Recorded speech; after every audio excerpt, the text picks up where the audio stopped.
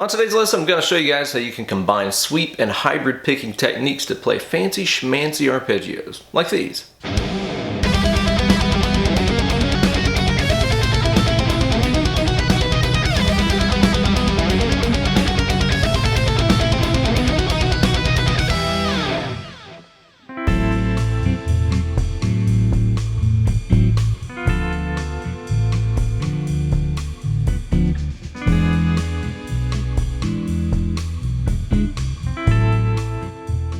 Hey there kids, and welcome to a brand new installment of Weekend Wankshop. Here's your best buddy, Uncle Ben. Now it goes without saying that all the coolest kids on the block be playing those fancy sweep arpeggios. But like a lot of players out there, I figured out pretty quickly that just simply playing arpeggios up and down gets boring really fast.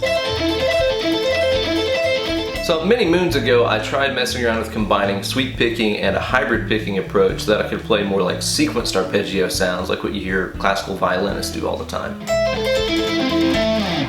I found that incorporating the hybrid picking just kind of gives my pick a little bit of extra time to kind of reset and play the next grouping of notes in each arpeggio. On today's lesson, I'm going to show you guys a cool arpeggio sequence that I made up in the key of E minor to help you guys practice these ideas and get them on your fingers. But as always, before we get into it, let's hear it again at stepdad speed.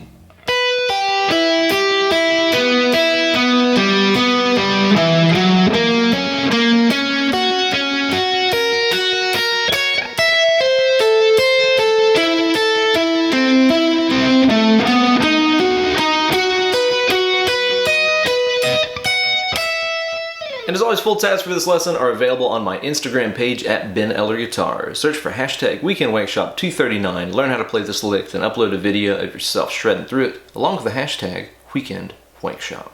And of course, downloadable tabs, bonus lessons, backing tracks, and more are available to my loyal supporters over on my Patreon page at patreon.com/BenEllerGuitars. If you like what I do here on my channel and want to see more, or just want to say thanks for all the lessons and stuff, be sure to check out that link in the video description below to visit my Patreon page today. Thanks. Okay, so this arpeggio sequence here follows an E minor, F sharp major, A minor, B major chord progression, which has a cool kind of classical sound. And in the intro there, I played it as triplets at 180 BPM. You could also think of that as sextuplets at 90 BPM. Whatever floats your boat. But triplets at 180 is kind of the easiest way to understand this. Before we get into the licks themselves, let me give you guys a couple of basic principles about how I tend to play stuff like this. First principle I want you guys to understand is that I tend to precede hybrid picking with a downstroke. In other words, I rarely, if ever, go upstroke, hybrid pick. That's just one of those things that's always felt very unnatural to me. Whereas doing a downstroke, then the middle finger as a hybrid pick note seems to flow a little bit more naturally. It's kind of like the middle finger is just replacing an upstroke, so to speak. Upstroke, hybrid pick kind of feels like two upstrokes in a row. Downstroke, hybrid pick feels like alternate picking. Whenever I play the triplets descending through an arpeggio, it's always going to be leading with the middle finger. So in other words, every triplet here is going to start off with a hybrid picked note. Triplet, triplet, triplet, triplet. Each one of those I started off by using my middle finger. I find that this kind of has the dual benefit of being more comfortable to play, but also the middle finger kind of serves as a little bit of a metronome, going triplet, triplet, triplet, triplet. Because especially at these really high tempos, it can be hard to stay on beat. But whenever you have that middle finger kind of announcing the arrival of each triplet, it's a little bit easier to stay on task. Now by contrast, whenever I'm ascending through an arpeggio with this technique, I tend to lead each triplet with a downstroke from the pick, like this. Again, for the same benefit of just feeling triplet, triplet, triplet, triplet at those tempos is nice and comfy. Whereas if it was like changing or alternating between downs and ups, I think that would be a lot harder for me to stay on beat with. So the biggest takeaways here are that hybrid picking rarely follows an upstroke. It's usually going to go down, hybrid, in pretty much every case with my own playing. While descending through the arpeggios, every triplet is going to be led with a middle finger hybrid picked note. And while ascending through the arpeggios, each triplet is going to be led by a downstroke. So the first thing we play in this lick is an E minor arpeggio. Let me show you the form I'm using here. I'm playing 7 and 3 on the E, 5 on the B, 4th G, 5th D, and 7th A. Just like this. And the way that I play it is to start off by plucking that 7th fret high E string with my middle finger on my picking hand and doing a pull off to 3. So it's pluck, pull. After this, I like to do a downstroke on that 5th B. That's your first triplet. So it's pluck, pull, down. Okay? Pluck, pull, down. After this, I'm going to backtrack a note in the arpeggio and play that 3rd fret high E string with a pluck, 5th B with an up, and then the 4th G with a downstroke. So now so far you'll have pluck, pull, down, pluck, up, down. Now a lot of you players might feel comfortable going pluck, up, like that. But like I said in kind of the rules section, I don't really like going upstroke hybrid pick. That feels kind of weird to me. So I think that's why I tend to go pluck, up, down. Because next I'm going to be doing a pluck again. So the downstroke leads to the pluck. Makes sense. Next what I'm going to do is pluck that 5th B, up on 4th G, down on 5th D. I would really recommend just kind of practicing that unit right there on any of these 3-note sequences. Pluck, up, down. Get to where you can make that a good feeling triplet. Like, it's to the point now where it just feels like one fluid motion to me. It doesn't feel like I'm really thinking about 3 separate strokes. It just feels like one motion. So try to practice that on repeat until it starts to feel natural to you. Next what I'm going to do is to pluck that 4th G, upstroke 5th D, upstroke 7th A. There's a reason I did those 2 upstrokes in a row right there. So the E minor so far should sound like this. Pluck, pull, down, pluck, up, down, pluck, up, down, pluck, up, up. This leads to the F sharp arpeggio. Here's the form I'm using. 9th A, 8th D, 6th G, 7 B, 6 high E, 9 high E. Okay?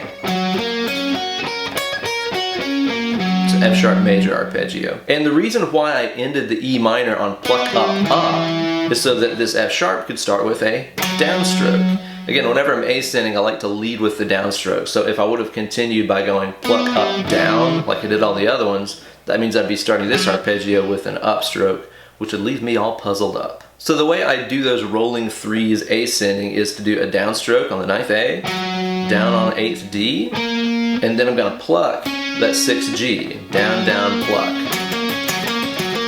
And just like I said about the descending ones, I would practice just that little feature right there. Down, down, pluck, down, down, pluck, down, down, pluck, until you can make a really smooth feeling triplet with it.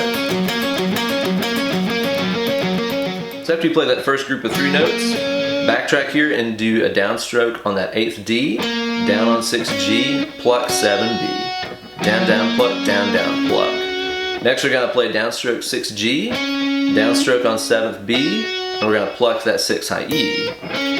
Okay?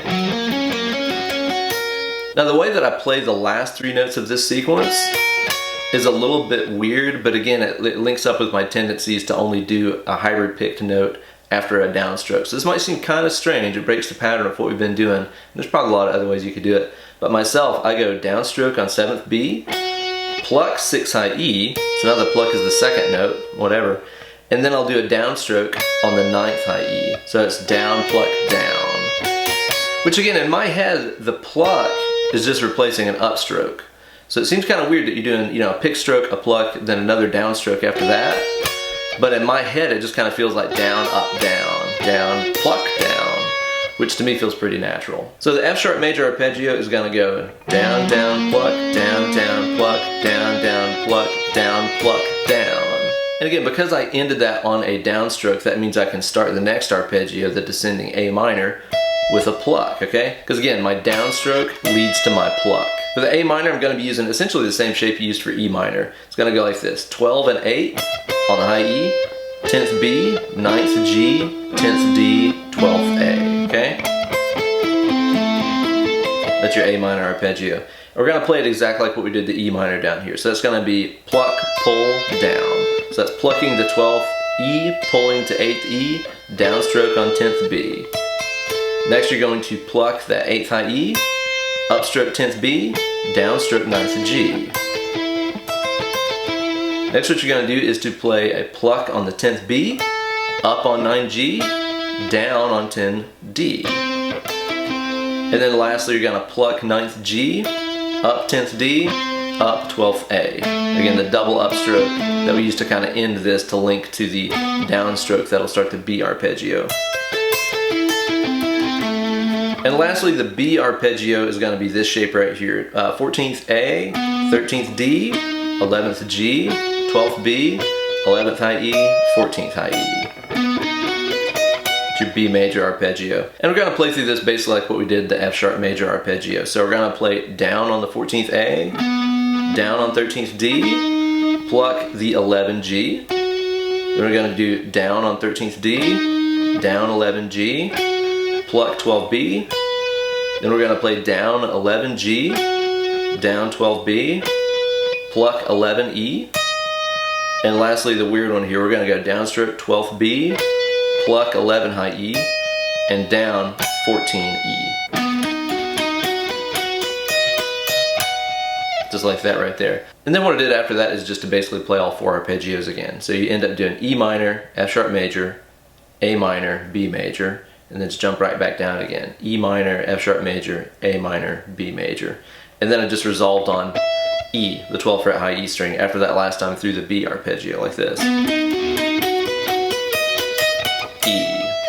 So overall the entire thing should look and sound something like this. You're gonna start off with your pluck, pull, down, pluck, up, down, pluck, up, down, pluck, up, down, down, pluck, down, down, pluck, down, down, pluck, down, pluck, down, pluck, pull, down, pluck, up, down, pluck, up, down, pluck, up, down, down, pluck, down, down, pluck, down, down, pluck, down, pluck, down, pluck, pull, down, pluck, up, down, pluck, up, down, pluck, up, down, down, pluck, down, down, pluck, down, down, pluck, down, pluck, down, pluck, pull, down, pluck, up, down, pluck, up, down, pluck, up, down, down, pluck, down, down, pluck, down, down, pluck, down, pluck, down, up.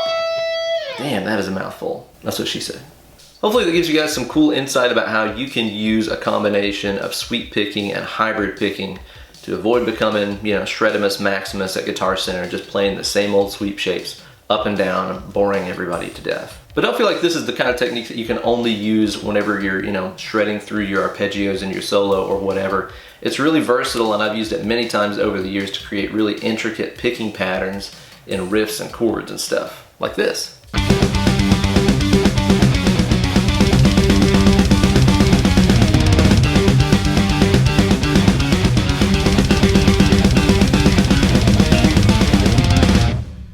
Thank you guys again so much for watching. Be sure to like this video, subscribe to my channel, and ring the bell for notifications on new lessons coming at you every single week.